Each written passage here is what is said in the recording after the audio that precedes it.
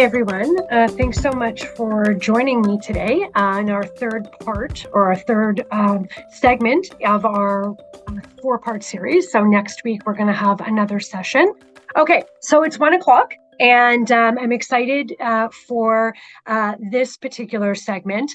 Just to do a recap, remember, if we're talking about our Netflix series on how we kind of communicate, how we go through the process, I'm just going to go back, do a recap of the last two segments.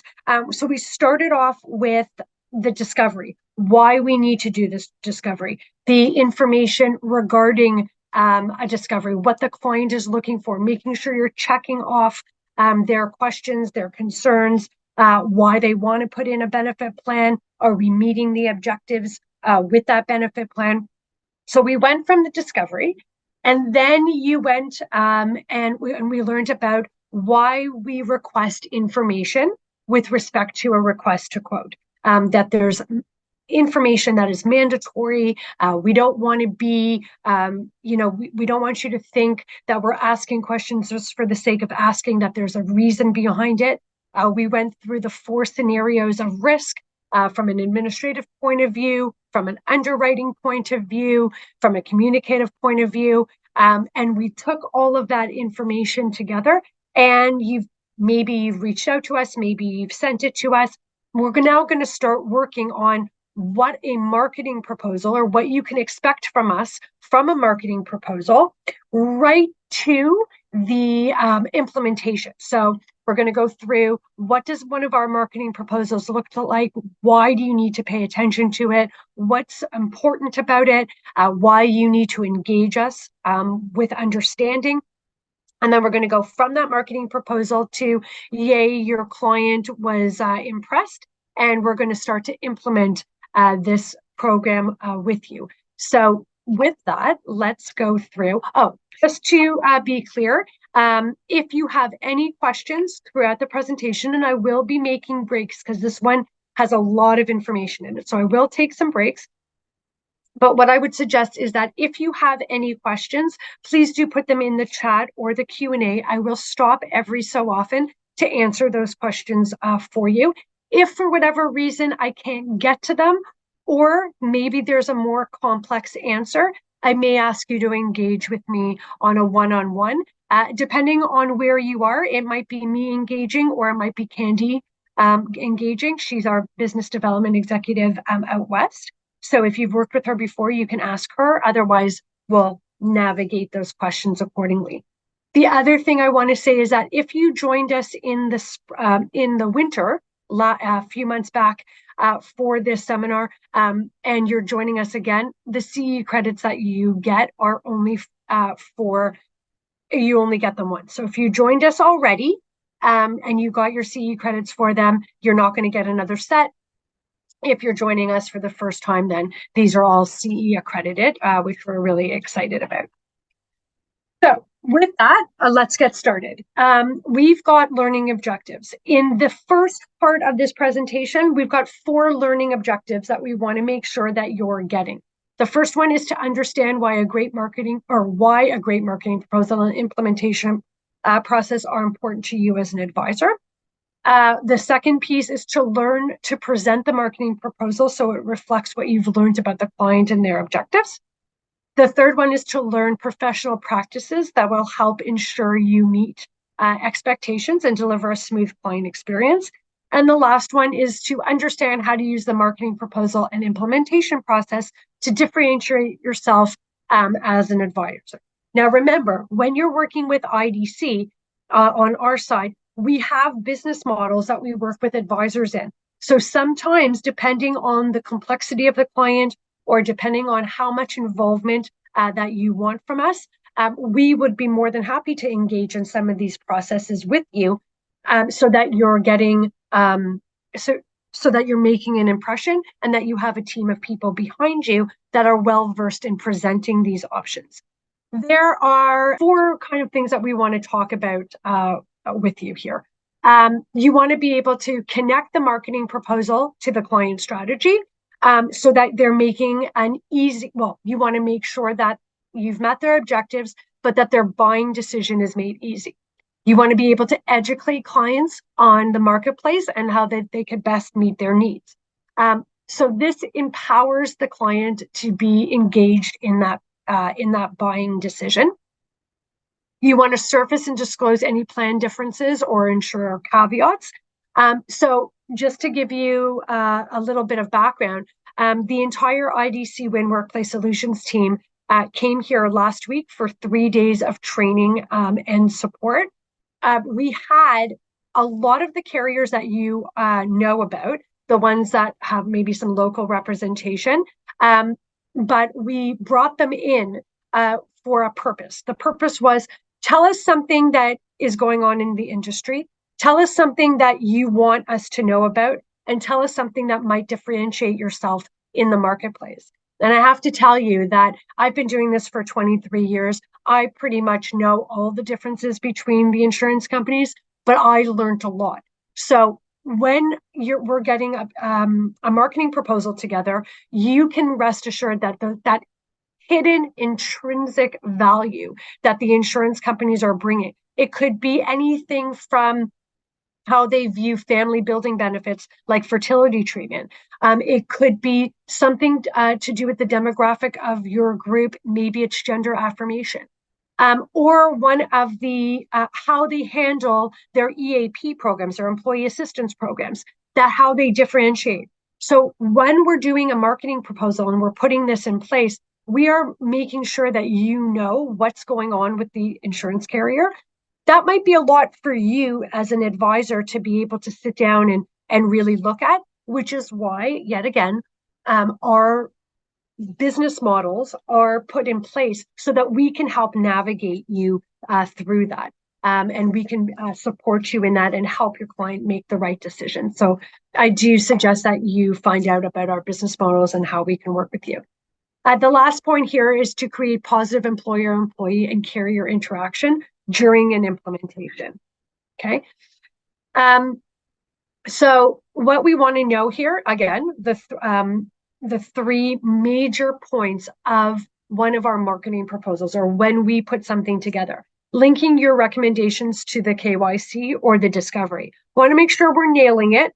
And we want to make sure that the client's objectives, the employee objectives, your objectives, our objectives, and the carrier objectives. Remember, I told you that there's 5 stakeholders that are part and parcel of a proper implementation, a successful benefit program, that you're linking all of those stakeholders together, and you're making sure that the product that you're suggesting has met those objectives. We're going to go through explaining the numbers because that's going to be important too. Let's be honest, bottom line numbers do play a big role. And then clarifying insurer underwriting notes. We want to make sure that you're really looking at the proposal and honing in on some of the things that we've highlighted for you. Now, we usually start with an executive summary. We're going to show you an example of what that looks like. But what we do in there is we tell you, based on the information that you provided us, based on kind of the demographic of the organization, we have gone out to market, and these are the carriers that we went to. We also put in the financial objectives. They're in the marketing proposal. Maybe it's a rate cap. Maybe it's a longer rate guarantee. Maybe it's some sustainability throughout the plan. We also want to make sure that we've gone to the carriers that met the demographics and the diversity of the group. Okay, as well as some other things. So just a caveat here, and what we want to bring to your attention. The proposal was developed with consideration for all information you provided during the discovery meeting on the date that you submitted it. And when we discussed your business needs and objective with regard to your group benefits program, your current plan data was also used to underwrite the specific insurer quotes included. That's a powerful statement because what it's done is it's set the employer up for, oh, right, I remember I said that to you, and that's why you've done this proposal this way. You want to make sure that you've reiterated your conversations, that you went back to them with what they specifically asked for, and that you're held accountable for what you presented, and they were held accountable for what they asked for. So that's an important statement. There's kind of three sections of the marketing proposal. If you've worked with us in the past, you will know that Christy Johnson on our team is usually the one who sends it to you, unless it's something that Candy and I are working with you on and maybe we've presented it. But on most of our groups, Christy is the one that has populated everything. So that's important to know, another member of our team. So section 1 is addressing your strategic objectives and business needs. Section 2 is underwriting concerns and notes. And section 3 is possible recommendations. Now, we, stakeholder being IDC Win, unless we are heavily involved with you on the case, unless we are there to make the proposal or the presentation, we will not really provide you with our own recommendations. And we're going to leave that to you to do. We've given you the information, but we want to remain as unbiased as possible, unless there's something going on with that group that we really need to be aware of, and we're steering you in a direction. Okay. So there are elements of the marketing proposal, depending on how you're working with us, that are going to be highlighted. It's not just the traditional benefits. Sometimes, if you've asked us to do maybe a hybrid account where we keep catastrophic care intact and we couple it with a healthcare spending account, we are going to show you on the summary that we've done a hybrid or an insurance hybrid plan. We may indicate that we've done a flex plan for the group, depending on the size of the group. We may also indicate in the proposal, depending on what the client wanted, depending on the needs of the organization, the optional or voluntary programs to consider. So that's things like maybe it's a mental health strategy that we're working with. Inkblot, for instance, maybe we're adding that into the proposal. Maybe it's a telemedicine opportunity. Maybe it's a behavioral program that we're putting in place. That is going to play a big role in how we put through the presentation. But generally speaking, when you work with us, this is what one of the pages of the marketing summary and results look like for a group. Now, if a group doesn't have coverage, then this highlighted gold part or yellow part at the top won't be there, okay? But what we've done is, what you can expect from us is we've quoted a traditional plan. Maybe we've done a hybrid. Sorry about that. Maybe we've done a flex plan. We will indicate it there for you.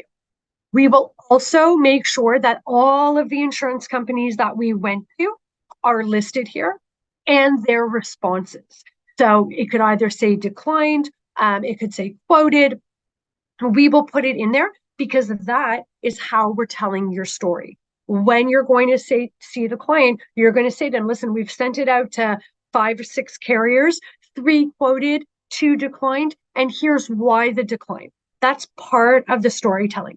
Now, typical things that come up in as a decline, kind of 3 or 4 that you could be aware of. One, the industry is not the industry we do not support. So maybe it's a mining firm, maybe it's a nonprofit organization. There might be something going on where we've gone to an insurance carrier and it's just not an industry that they want to underwrite. We're going to make a note of it. Another reason for a decline could be that the rates are not competitive. They don't find that it's compelling, and they're not going to waste your time or our time. So they're not going to offer a quote. That usually comes into play when we're comparing against a group who currently has coverage. Another reason why you might get a decline is that there might be more than one advisor involved. And you might not be the advisor that got to the market first. So it might be this quote has already been quoted by another advisor. Those are the reasons where you could, where we put this information. The other piece of information is we do just for information purposes only. So it's a snapshot of the story. We will put in the monthly premium for the entire group here, not for conversation purposes, but more for kind of eye-opening, idea. So you could see how all the carriers kind of come in within a couple of $100 of each other.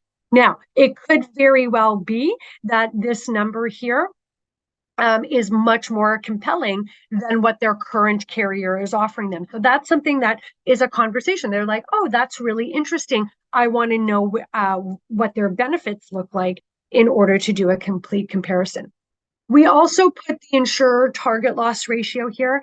We do that for two reasons. Number one, working with IDC, we do have block arrangements. Block arrangements that if you were out doing this by yourself without utilizing our services, you might not or probably could not get being an independent advisor. So there are numerous carriers that we've got block arrangements with that make it more appealing for you to utilize our services, as well as, some of them have different target loss ratios for health. Some of them have different target loss ratios for dental.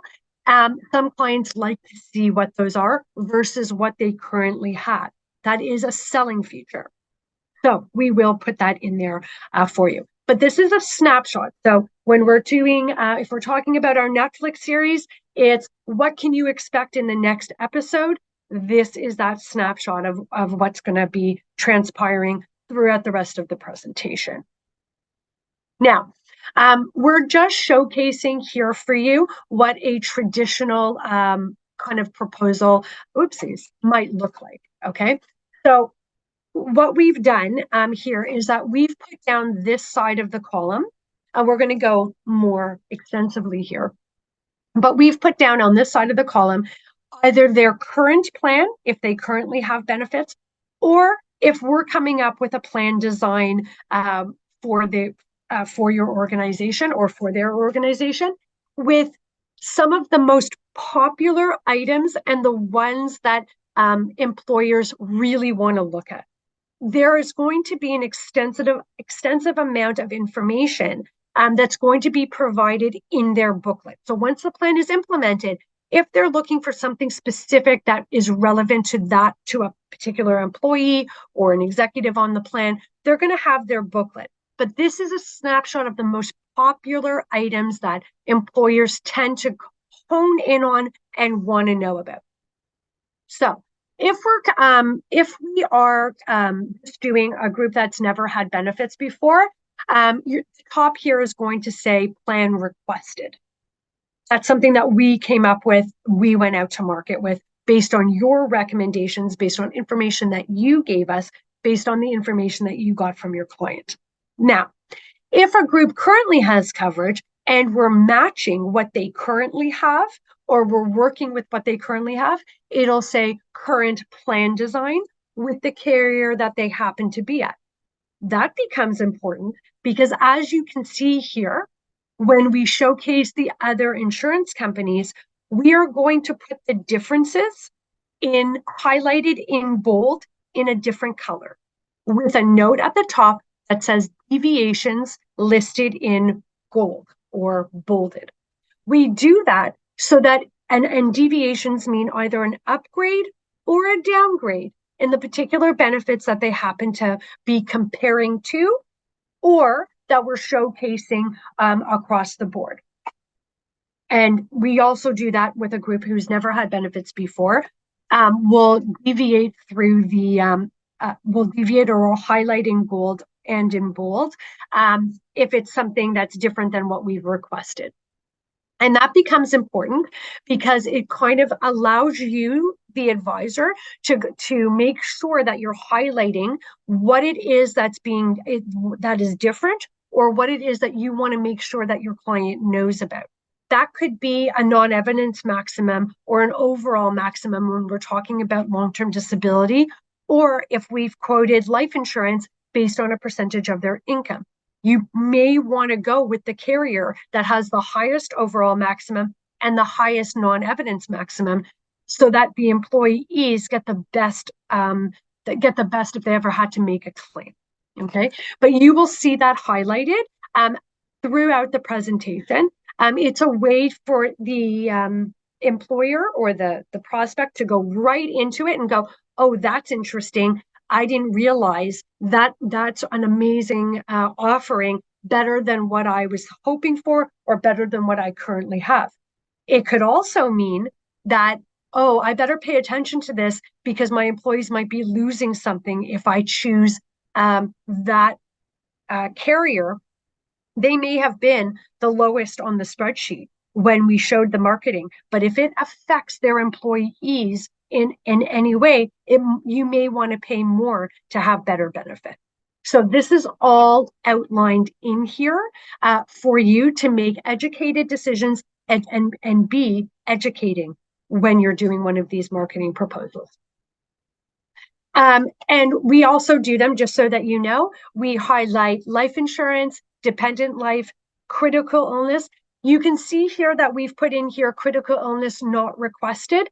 We still put it in not requested because it's an opportunity for you to have a discussion. Your employer might say to you, why didn't we do critical illness quotes? Well, we can. You didn't ask for it, but it's a topic of conversation that you might want to have.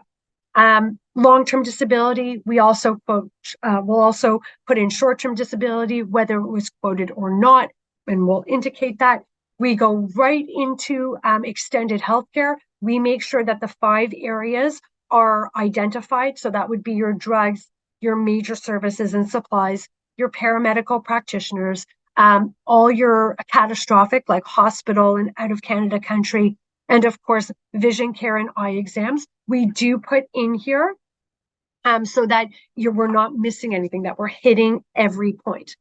On the dental side of things, we will put in all of the dental for you, so that right down to scaling units, the fee guide that we happen to be quoting, if orthodontics has been included, if major restorative has been included, we will put all of that in there for you.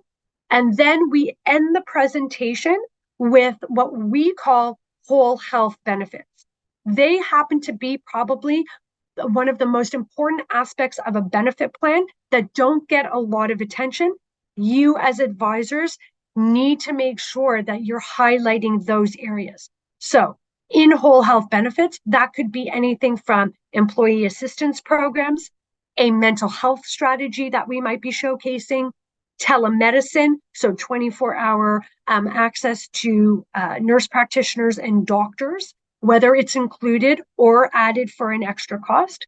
There may be behavioral change management apps in there. So health and wellness, like Change for Life, the TELUS app, Manulife used to have Vitality, that would be indicated there. So we highlight those as well. Perhaps there's optional benefits that you want to add in there, or personal benefits that the carrier might offer. They're going to be segmented at the bottom of that spreadsheet. Probably the most important, it should never be glossed over. You really should pay attention to that. Once the benefits are out of place, we then or done or discussed, we then move into the rate page. Now, the reason we don't show rates first, why we only show the snapshot on the marketing summary, is very strategically done. We want to make sure that the employer and that you, the advisor, are showcasing the benefits first and then the rates. The reason being is that there might be something that is really important to the organization that is embedded in the plan design.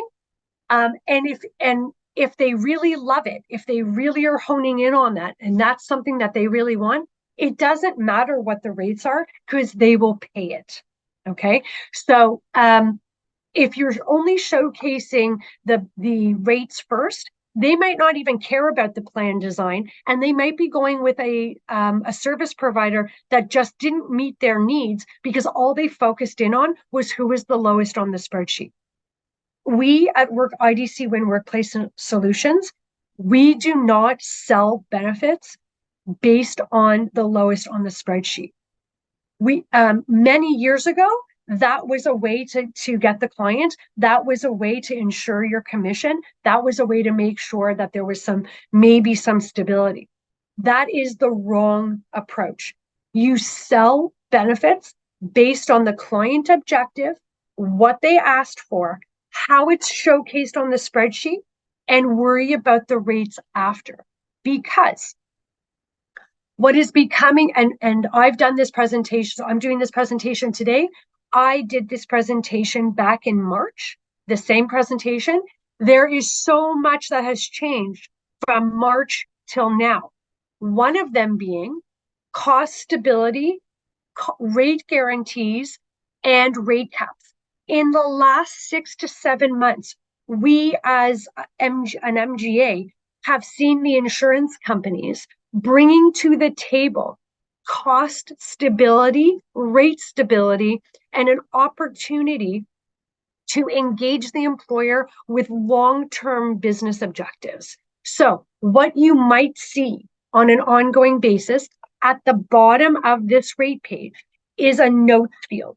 And in that notes field, you will see things like rate guarantees are 16 months, no more than a 15% rate cap after the first renewal, which has now given your employee or your prospect 16 months of the rate showcased, plus a budgetary expectation for the worst case scenario after that 16 months for another year. So that might very well be, you would be able to showcase exactly what the worst case scenario for that group would look like if experience ran through the roof.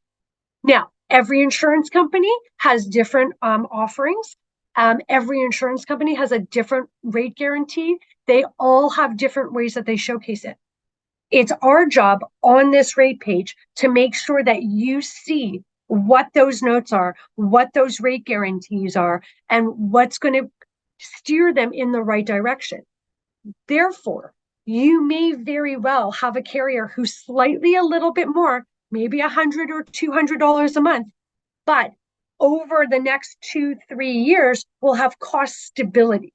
So to pay a little bit more to have that cost stability and that rate stability might be worth it to the employer. So we want to make sure that you have all of the information. You're welcome to engage with us. If we're helping you with the proposal or if we're presenting it with you, with your client, we're going to highlight those as we move forward. Now, if a group currently has coverage, and depending on what their rates are, we may very well do a cost or claims projection for you. This is what the claims are during the year, as they are with, call them Manulife, for instance. But now we're going to showcase to you what the other carriers, if they went with the other carrier, what their claims projections, all being equal, claims staying the same, what this would look like in a year or two, if we are able to do it, if we have the proper numbers. It will show you whether or not an insurance company is buying business. Okay. Now, one thing that you need to know as advisors, when your prospect comes to you and says to you, can you please shop the market because we're not happy with the rates? Before you say, yeah, absolutely, we'll shop it for you, you need to ask yourself a few questions. Number one, how often does this client shop the market? Because that's going to be a disincentive for the carriers, but it will show that your client is only looking at rates and not on sustainability. You're also going to want to ask, is there something going on with this group that I need to know about? Are there high claims? Is there high usage?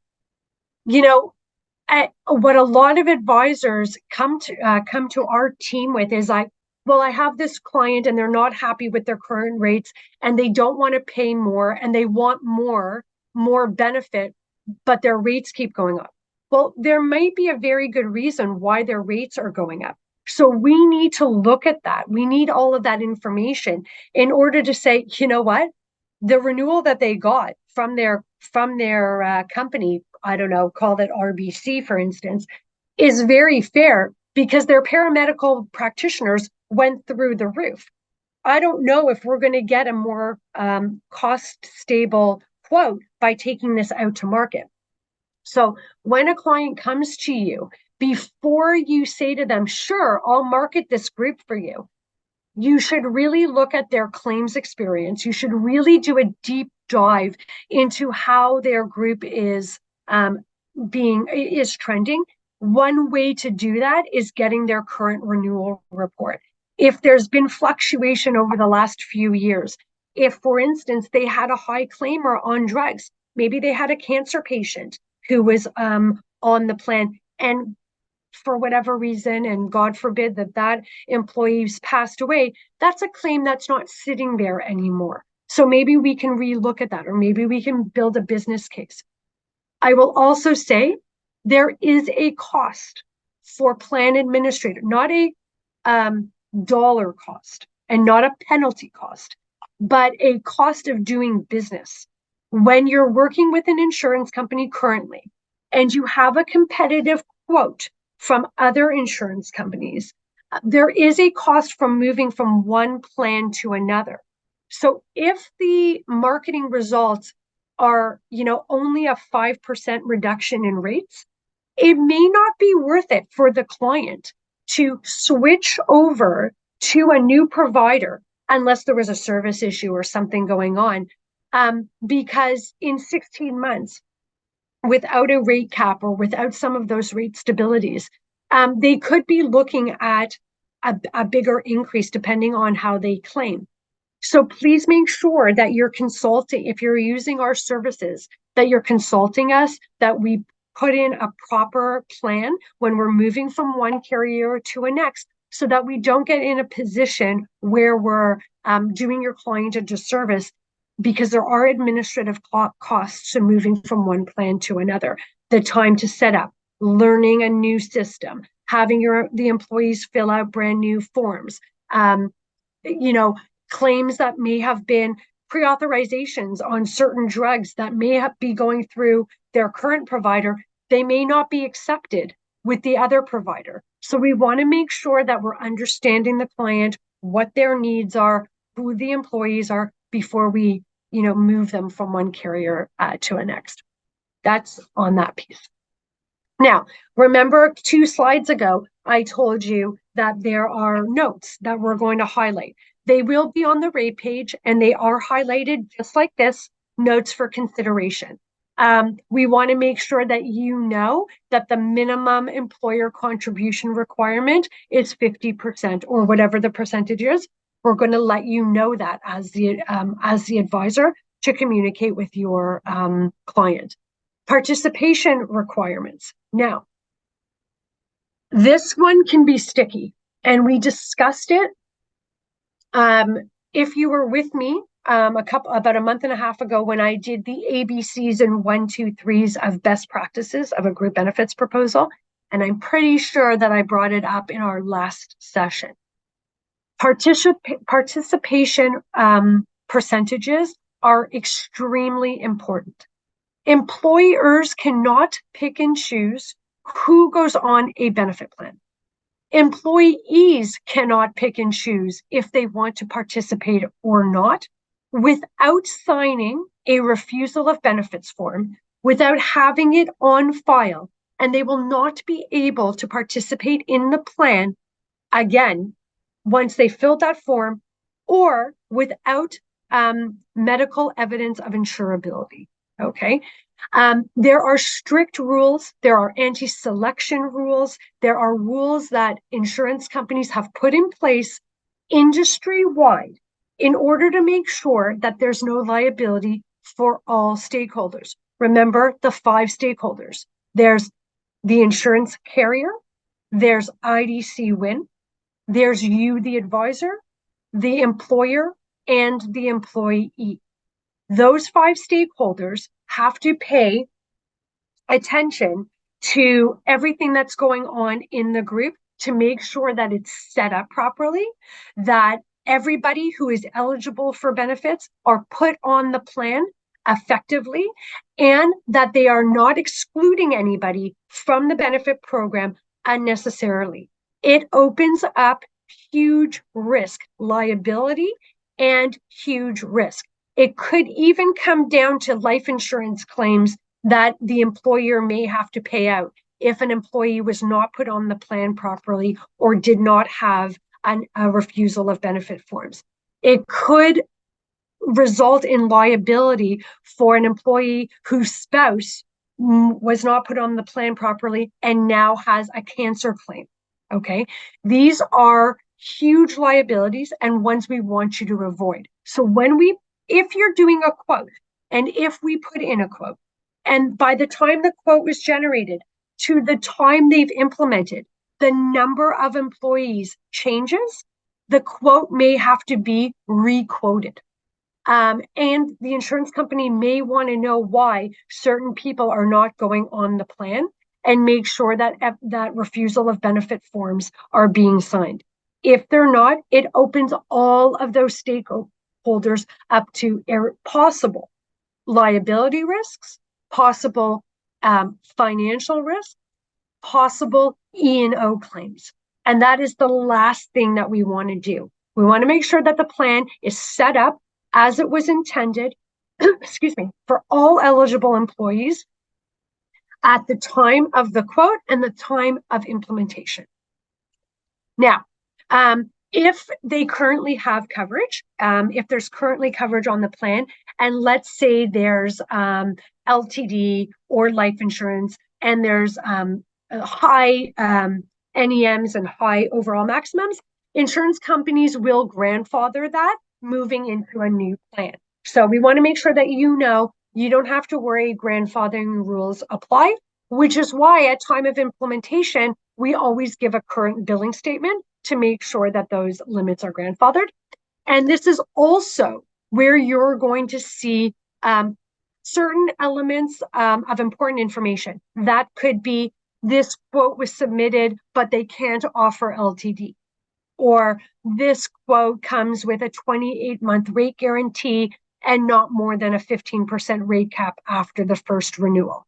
It could be certain aspects that we need you to know about when making a buying decision, or when your employee or employer makes a buying decision. So really important that you pay attention to that rate page, because there is extremely valuable information on it that's going to be relevant to you. Okay. Now, before I go on, I'm gonna let you, anybody, put in questions into the chat box or the Q&A if you have questions that you would like me to answer before I move on, because this is the next segment of our of the process. It's the implementation. So I'm just going to give everybody 10 seconds or 15 seconds here to put in a question if you need it. Otherwise, you're welcome to reach out to me directly or to Candy, and we'll be able to answer that or have one-on-ones. As of right now, I don't see any questions there, but I will stop if I see them. So the next section. So you've done your discovery, you've done your RTQ, you submitted the RTQ to us. We've gone out to market. We've made this fancy presentation for you.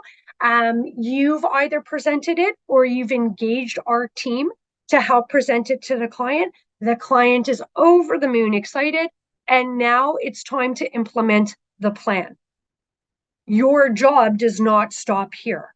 This is probably one of the most complex areas of the implementation piece. Is probably one of the most complex areas.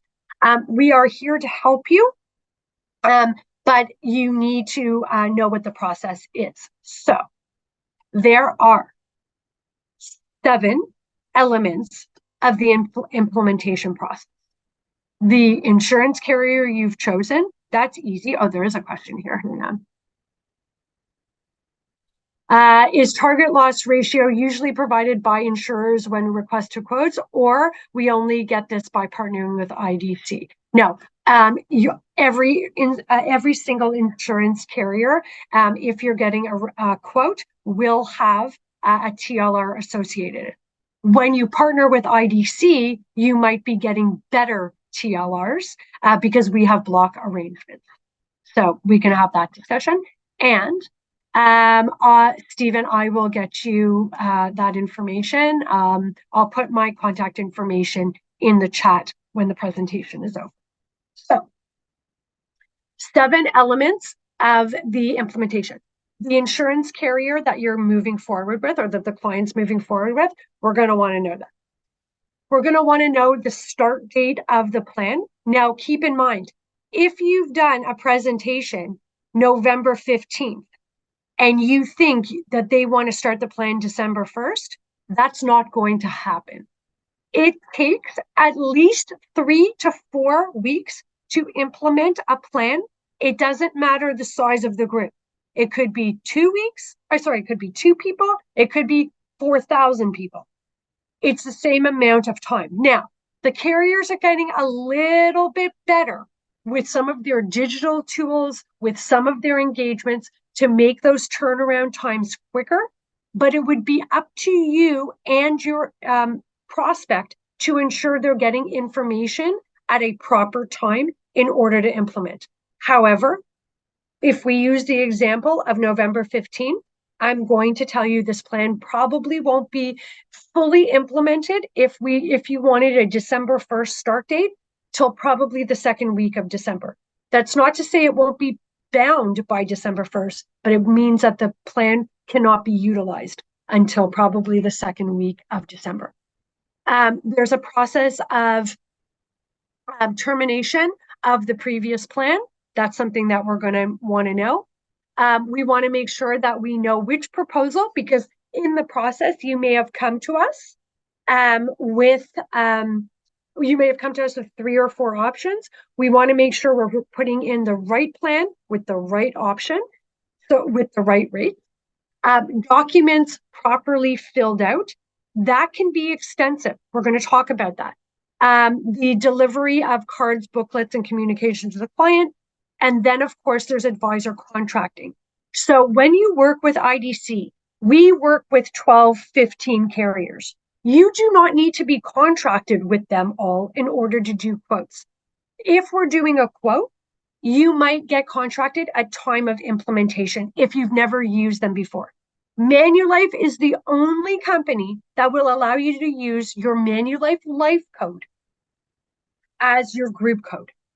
Otherwise, every other insurance company will require you to have a group code with them. But we can help you do that, and we'll help you get contracted, and you'll always have that quote moving forward. Now, there's a comment here: are these in the right order?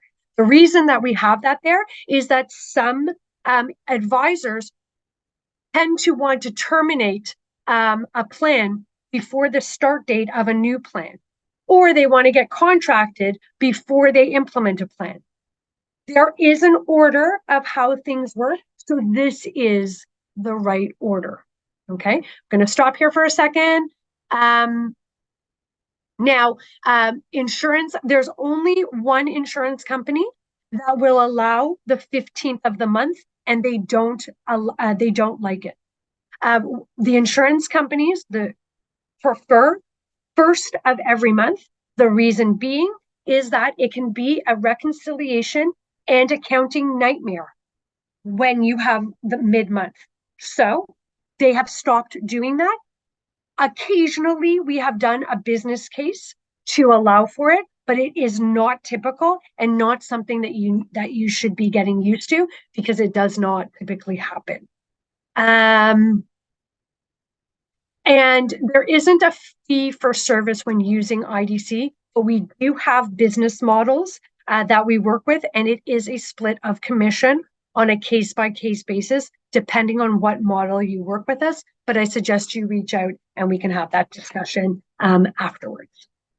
Let me just get to the next slide. So you've decided to move forward. So what's the next steps? You're going to engage IDC Win with the go-ahead if you're using us.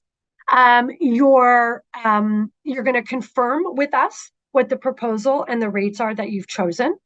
We will then advise the insurance company of the new pending sale and request the sales forms that are required for you, as well as if you need contracting material. So we'll get that as well.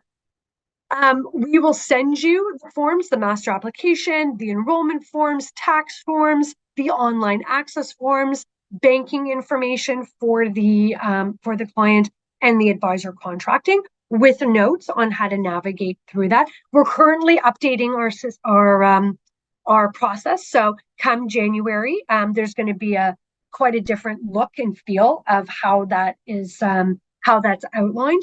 And there's going to be target dates and things for advisors to go through so that we put in a proper program. And IDC will also provide the timelines for the return of paperwork. Now, we will tell you, if we've set a timeline, any day past that timeline moves the implementation date to the following month. Because it takes a long time. It takes time for insurance carriers to be able to put a plan in place. Okay, so if we don't pull out of our hat time dates or date stamps for that, there are strategic reasoning behind it. And if your client doesn't get the material in the right time, they need to know that that will delay the implementation moving forward, possibly into the following month. Okay.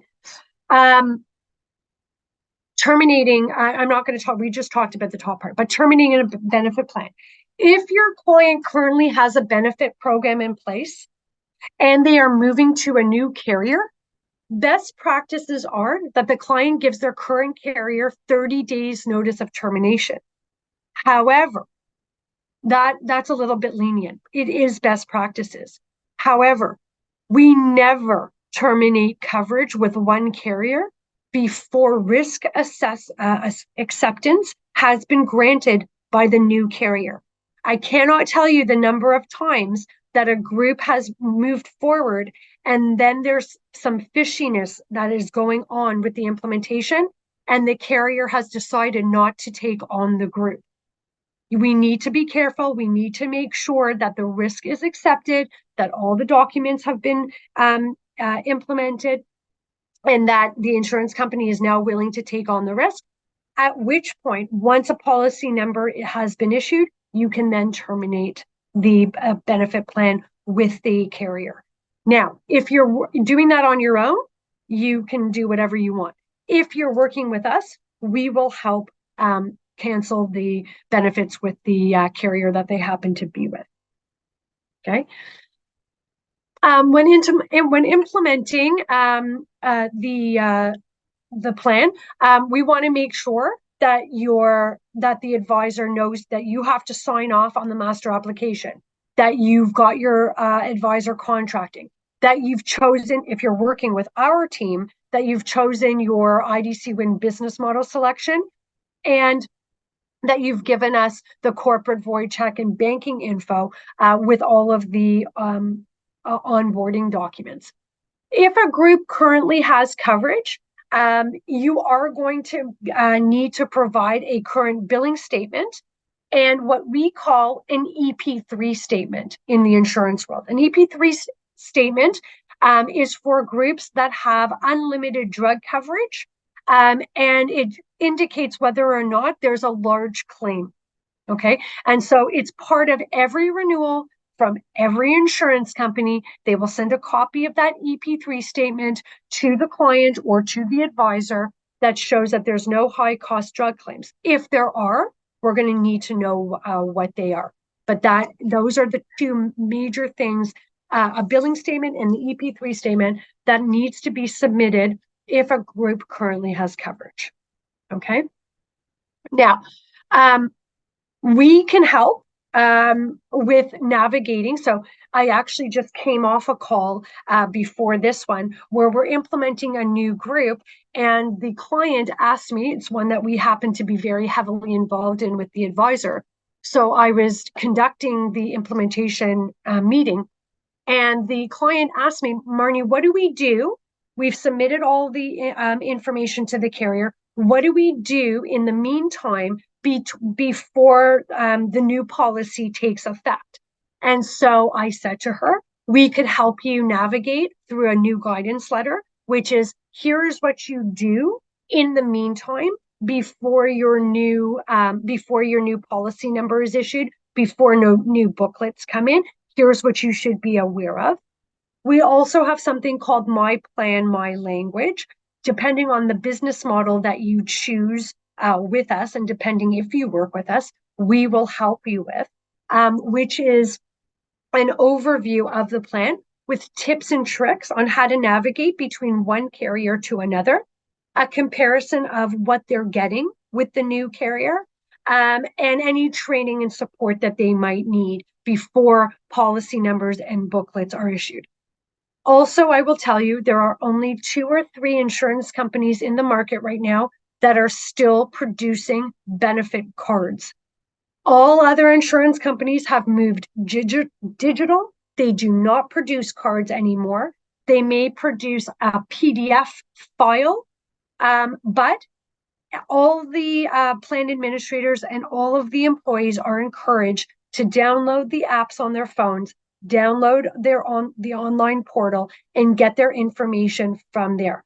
It is not often that you find a carrier right now that is still producing the nice packages that we did, 10 years ago, where an advisor could walk in with the benefits package with the booklets and the drug cards and forms. Doesn't work like that anymore. So your client has to be cognizant of new technology and new ways of getting some of their information, but the insurance companies are really good at communicating that information. I'm going to check the chat boxes because I see that there's some yes, so this is from Darlene.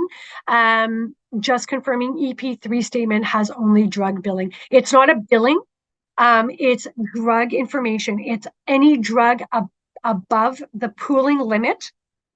So if the group has unlimited drugs and their stop loss pooling is at $10,000, it will indicate if there's a large claim above $10,000 or above $15,000. It won't say what the drug is. It will just say that there is a claim. Okay, so that's important to note. And there's no other question there. So let's move on.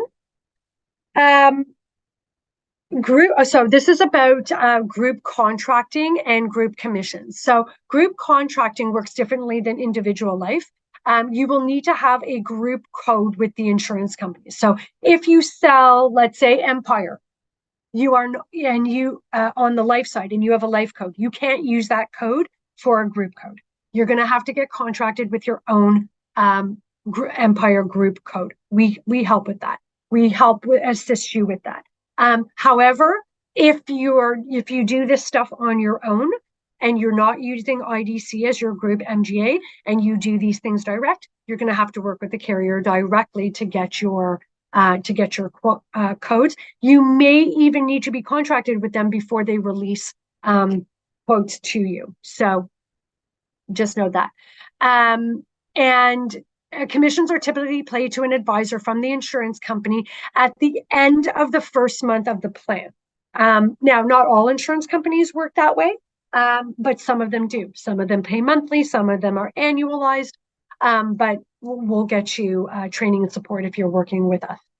That, my friends, is in a nutshell what our presentation was all about. In the next session next week, which I'm really excited about, your job after the implementation is not done. It isn't over. You have a lot of opportunity for engagement. You will have to do the renewal report, which if you're using our services, we help with. You will then have to keep ongoing support and communication with that client. And we're going to teach you tips on how to keep your groups engaged with that.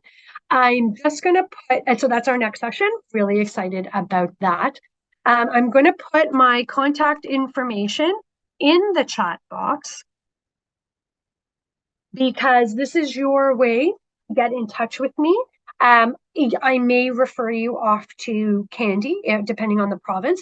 But if you want to know more about our services, if you want to know more about how we work, you need advice and support, please do feel free to chat with me. And it's Jackie is in the chat box. If you look right above your comment, you'll be able to see that there. Anyways, it is 1:55, and I will say there's a question here. What is the usual commission on a group plan? It depends on the size of the group. It depends on the insurance carrier. It depends on the funding of the group. Typically it could be 10%, but we have advisors who want to work in the 8 space. It depends on the size of the group. It depends on the type of funding. There's a lot of criteria. CE credits will be done after the 4th session. So I'm not sure if you know Lisa Friesen, but she works on the IDC Win team. She's the one who hands out the CE credits. If you've attended, she will be sending them out, and it's after the 4th session. For my contact information, in case you can't see it in the chat, my phone number you can reach me at is 416-716-5502, or you can email me Hefner, HEFNER, at idcwin.ca. Okay. With that, if there isn't anything further, I'm going to let you all get back to your day. I want to take the opportunity that today's session had more people than anticipated. So I appreciate it. I hope you're getting out of this everything and more. I can't wait till next week. And I hope you've been finding this engaging. Okay. Have a great Monday. Have a great rest of the week. And we'll see you next week.